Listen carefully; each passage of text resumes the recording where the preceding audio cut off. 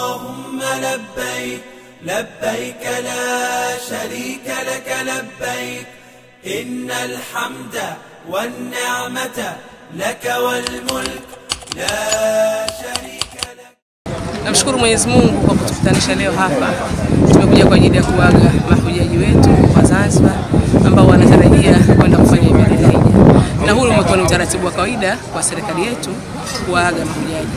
Tunamshukuru sana Mheshimiwa Rais kwa kuendeleza utaratibu ambao unaleta tija nzuri kwa mahujaji na hata ambao hawaendi kwenye Hija, lakini wamekuwa wanapata mwamko wa kuja kushiriki kuwaona ndugu zao ambao mwaka huu Mwenyezi Mungu amewajalia kwenda katika ibada ya Hija. Sasa mimi nilikuwa na jambo moja ambalo nilitamani sana.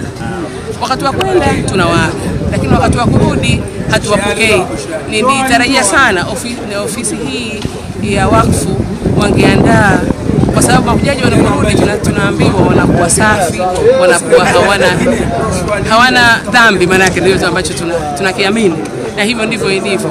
Sasa inasaidia sana wanaporudi tupata nafasi ya kukutanisha pamoja, angalau wakatufanyia dua ya nchi yetu, tukafanya dua ya sisi wenyewe, lakini pia tukawapongeza kwa jambo ambalo Mwenyezi Mungu amewajalia nalo. Nafikiri hii ingekuwa utaratibu mzuri pia nao. Najua kwenye vikundi vyao wanafanya. Kwa kila kikundi na washukuru na kuwapongeza mahujaji. Lakini kama nchi ingekuwa pia inachukua nafasi hii kufanya hivyo. Inaleta mwamko kwa wananchi wengine ambao na wao wanatamani kupata fursa kama hiyo.